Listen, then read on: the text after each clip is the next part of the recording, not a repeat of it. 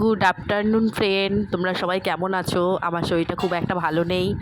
মাঝে গলা ব্যথা জ্বর হয়েছিল, আবার আজকে সকাল থেকে দেখছি আবার গলা ব্যথা শুরু হয়ে গেছে। তো তাই নিয়েই কাজ করতে হচ্ছে। এই দেখো আজকে আমি সকালবেলা টিফিনের জন্য করেছিলাম এটা করেছি ভাপা পিঠে।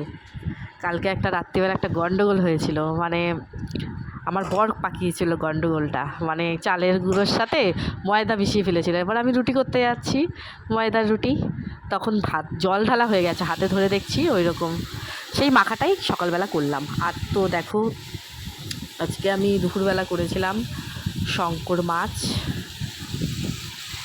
আর এখানে এদিকে শাক করছিলাম, পালং শাক। তো এই দেখো আমার শঙ্কর মাছটা রান্না হচ্ছে, আর এই যে ভাতও হচ্ছে পাশে।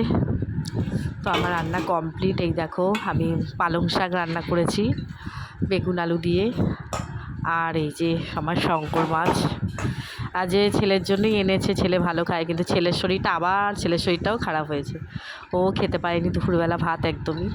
আর এই যে দুপুরবেলা আঙ্গুর ফল নিয়ে বসেছি, ছেলে আঙ্গুর ফলটাই খাওয়াচ্ছি, ভাত খেতে পারেনি বলে। তো এই ছিল আমার আজকের মেনু। একা সংসার হলে কী হবে, সব করতে হবে, মানে শরীর খারাপ থাকলেও শুয়ে থাকলে চলবে না। খুবই শরীরটা খারাপ লাগছে, তবুও ভিডিও বানিয়ে পোস্ট করলাম। তো ওকে, বাই, টাটা।